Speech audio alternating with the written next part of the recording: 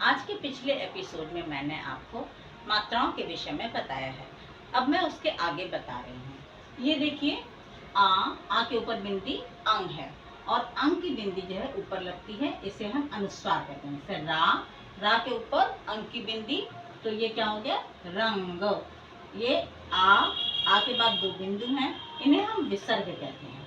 तो जैसे रस आ ता, अ ता, ह अतः, यानी कि विसर्ग बिंदुओं का उच्चारण हम हा के रूप में करते हैं।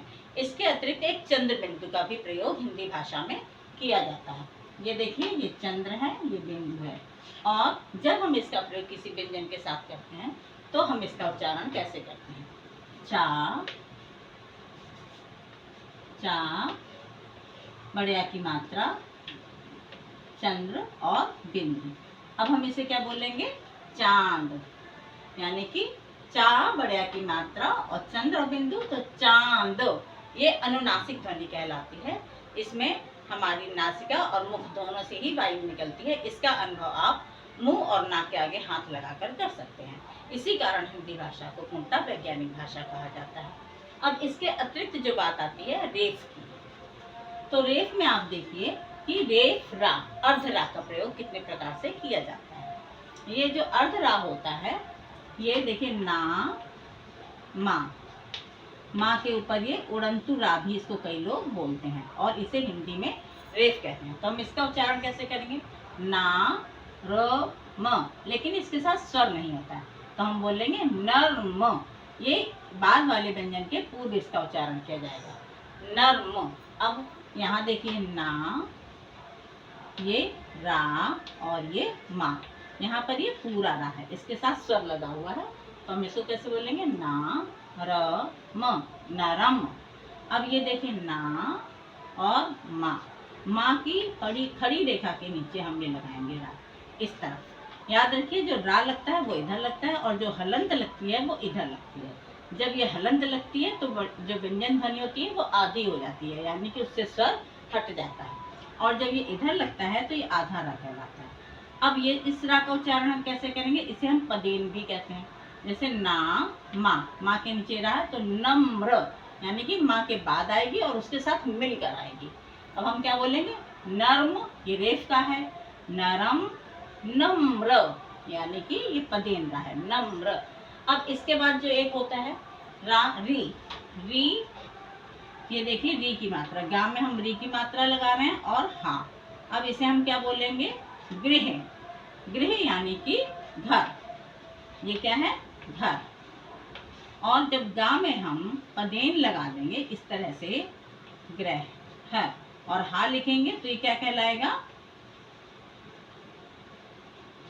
ग्रह। ये री की मात्रा है तो गृह यानी कि घर, और जब गा के नीचे पदेन लगे तो ये क्या हो जाएगा? ग्रह, यानी कि नक्षत्र।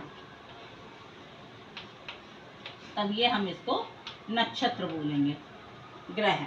अब इसके बाद एक चीज और आती है, का के पहले हम छोटी की मात्रा लगाएंगे तो लिखेंगे की। अब इसके बाद का में जब हम बड़ी की मात्रा लगाएंगे तो लिखेंगे की। अब कई बार ये दुविधा होती है कि इस की का प्रयोग हम कहाँ करें और इस की का प्रयोग हम कहाँ करें। तो जब हम का के पहले छोटी की मात्रा लगाते हैं तो इस की का प्रयोग हम दो वाक्यों को संयुक्त करने में करते हैं। जैसे कि राम ने कहा कि वह कल आएगा, तो यहाँ पर कौन सी की लगेगी? ये वाली। जब हम बोलेंगे राम की माता जी, यानी कि दो शब्दों में संबंध बताने के लिए हम इस की का प्रयोग करेंगे। राम की माता जी, राम की बहन। जबकि अगर हम ये बोलेंगे राम के पिताजी, जब माता की जगह पिता लगाएंगे तब हम क्या प्रयोग करेंगे? तब हम करेंगे के का प्रयोग, इसका राम के पिताजी। तब राम की पिता नहीं बोलेंगे, राम के पिताजी।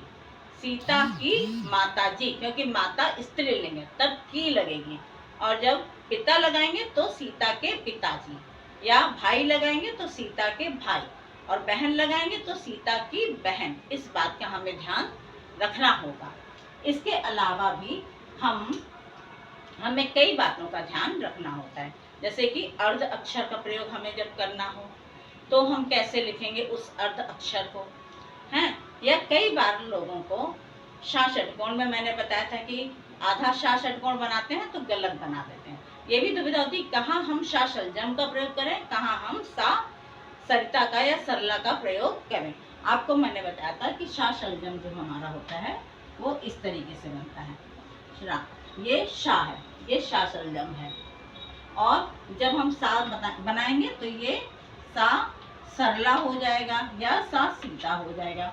अब षा शलजम का उच्चारण जब हम करते हैं, जैसे हमने लिखा शलजम या शीला, तो जैसे एस एच शी ऐसे आवाज आएगी तो शीला। और जब सीला ये सा सीला का प्रयोग करेंगे तो ये वाला सा सपेरा भी इसे कई लोग बोलते हैं, सपेरा, इसमें इश की आवाज नहीं आती है।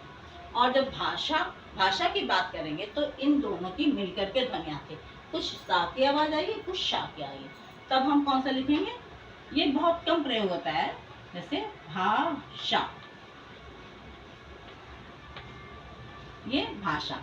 या विशेष लिखने में षा षटकोण का प्रयोग किया जाता है, विशेष। ठीक है, तो इसके आगे हम आपको अगले एपिसोड में बताएंगे।